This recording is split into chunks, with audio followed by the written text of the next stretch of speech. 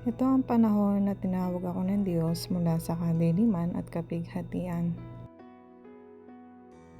At mula noong araw din ngayon, ako'y nanabik na siya'y higit na makilala sa pamamagitan ng pagdarasal at sa pagbabasa ng kanyang salita sa Biblia.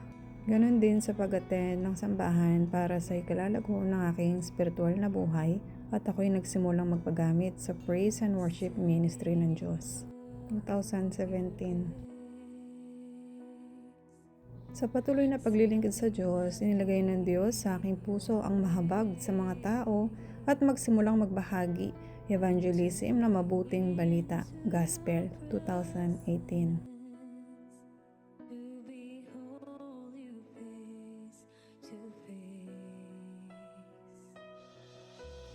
At lumawak na lumawak ang mga ministeryong ipinagkatiwala ng Diyos para sa kanyang kapurihan.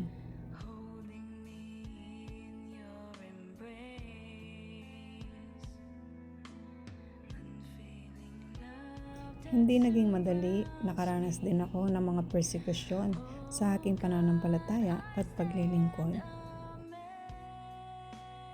Ngunit sa kabila ng mga ito, heto ako ngayon, nagpapatuloy kasama ang Diyos na tapat.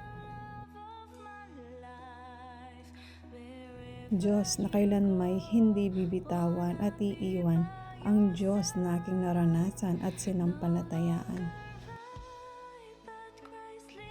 Higit na kinalala ko ang Diyos sa pamamagitan ng pag-aaral, Bachelor of Theology, Master of Christian Ministry, Master of Divinity at sa mga susunod pa.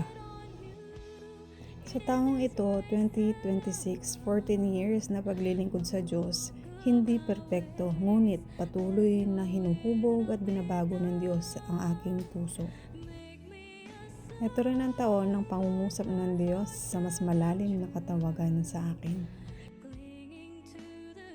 A Shepherd Pastor Calling.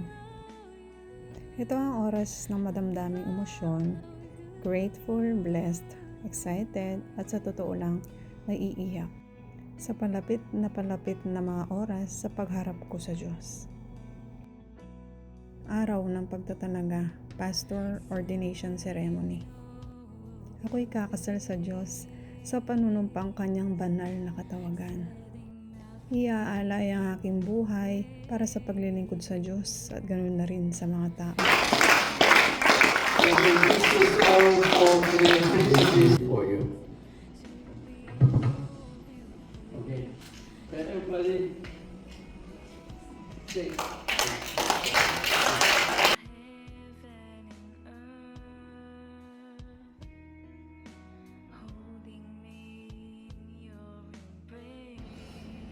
할렐루야, 감사드립니다. 우리 아버지 하나님께서 여기 지금 무릎을 꿇고 하나님 앞에 헌신하는 귀한 딸을 축복하여 주시옵소서.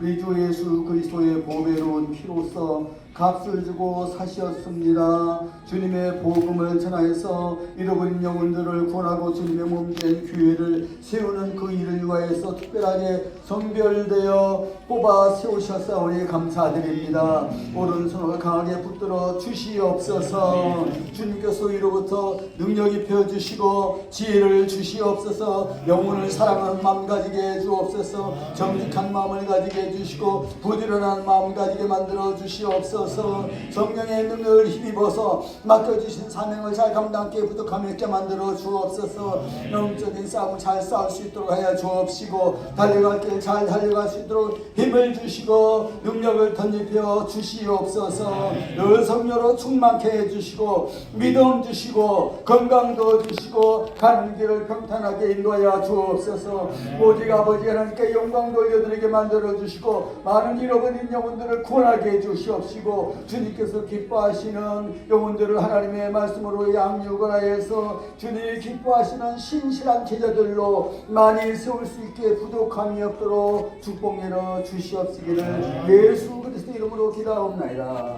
아멘. Mula sa madilim at makasalanan na buhay na binago ng Panginoong Yesus para sa kanyang kaluwalhatian, tinanggap bilang aking Diyos sa tagapagligtas. patuloy na pinaglingkuran sa kahirapan at kapighatian, hindi sumusuko sa pananampalataya, at patuloy na paglilingkuran ang Diyos. Sa iyo ang kapurihan, Panginoong Hesus. The lover of my soul, my love of my life, my Lord and my Savior. At heto ako ngayon sa bagong yugto ng aking buhay. Pastora Abby.